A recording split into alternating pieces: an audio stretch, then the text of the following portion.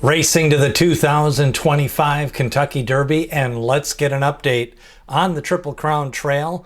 Latest news, we've got some jockey switcheroos. We've got an injury to Junior Alvarado. Sovereignty going to be getting a new jock in the Florida Derby. Johnny Velasquez riding Cornucopian in the Arkansas Derby. Jose Ortiz, he's going to ride Sandmen in the Arkansas Derby. And then we've got Gaming. He comes back after a brief illness, scratched a couple of weeks ago. And American Promise looks like he's going to have one more race before the Kentucky Derby. He may be going to the Bluegrass for the coach, D. Wayne Lucas. But let's start it off. News out of Florida on Monday that Junior Alvarado, he has fractured his shoulder blade.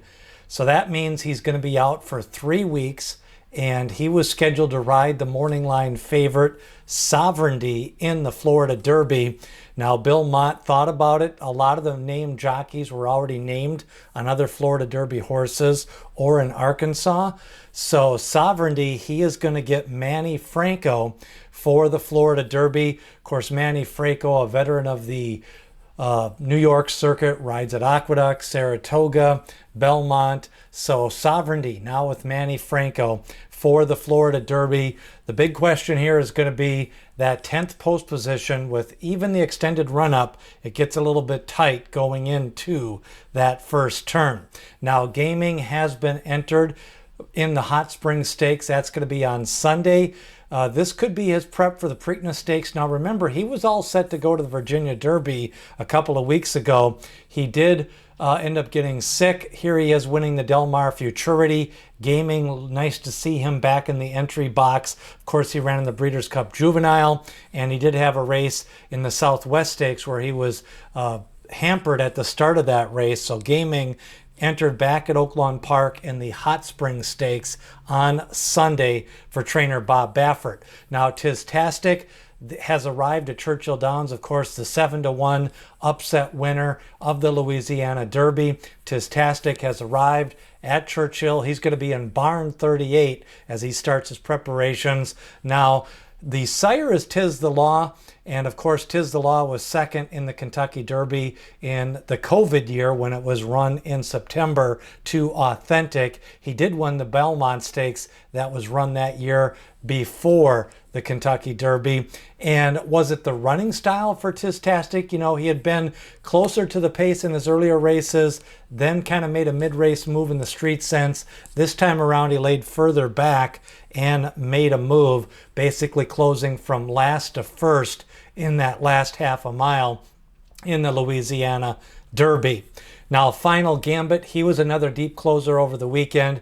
Never's run on the dirt. Looks like he's going to point for the Kentucky Derby for trainer Brad Cox. Juddmonte Farms going to let Brad Cox decide that. Of course, he's the big gray. He won the maiden race, and then he went straight into the Jeff Ruby Stakes. Final Gambit going to bring a little bit of intrigue to the Kentucky Derby, never having raced on dirt. Now, Final Gambit, of course, has run 4 times. The sire's not this time. He's had some turfers. He's had some dirt horses. You know, he's done really well with some precocious juveniles. Final Gambit taking a little bit longer to develop. It'll be interesting to see if the Axeman Machado, a regular turfway rider and rides well on the synthetic, if he rides him in the Kentucky Derby. Still a lot to be determined here in the next month with Final Gambit. Now, River Thames looks like he's going to get a jockey change in the Bluegrass Stakes. John Velasquez rode him the last couple of times.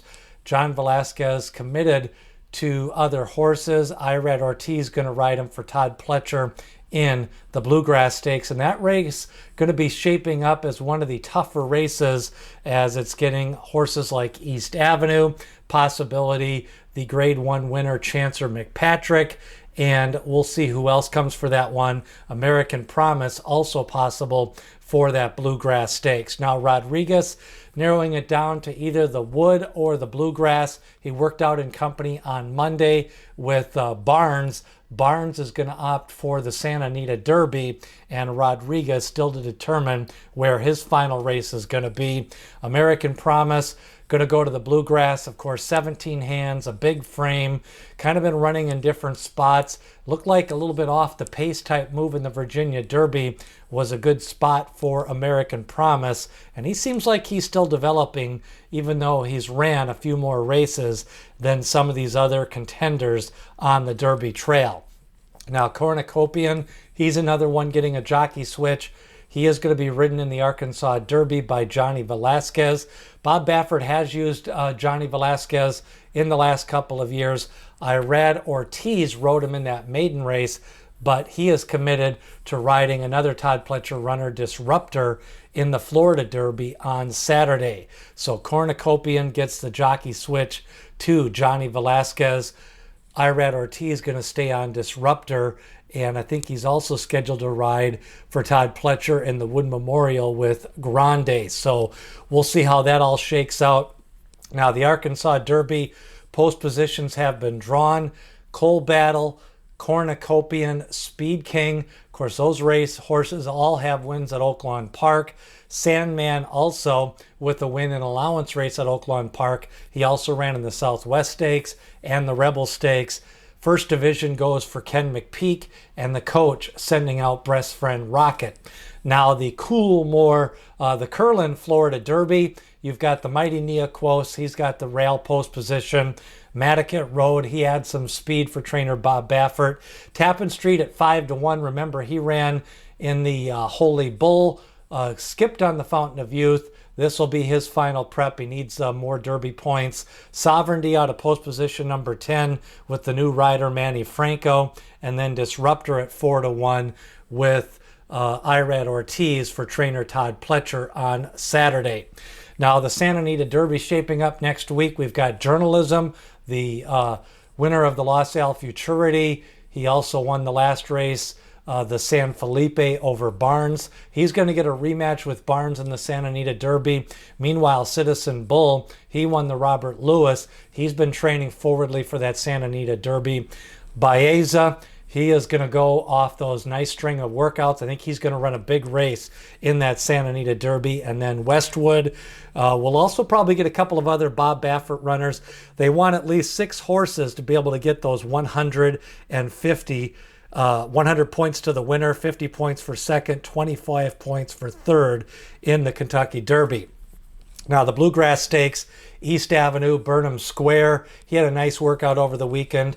Chancer McPatrick or Hill Road for trainer Chad Brown pointing to that one. Owen Almighty, the Tampa Bay Derby winner. He's going to the Bluegrass Stakes. River Thames and American Promise possible in that Bluegrass Stakes. The Wood Memorial, you've got Statesman, Hill Road, Garamond, Grande, Captain Cook, Sand Devil, and maybe the possibility of Rodriguez. So the final round of preps, don't forget we've also got the UAE Derby coming on April 5th. And then the final round of preps is the Lexington Stakes, but sometimes now horses are using that more for the Preakness Stakes prep. Triple Crown Prospectus comes out every Monday. Sign up below in the description and share, like, comment, and subscribe. What do you think of all the jockey changes? Cornucopian, Manny Franco on Sovereignty. Will that affect the race outcome? Leave a comment. Remember, D. Wayne Lucas always says people have opinions, horses have the facts.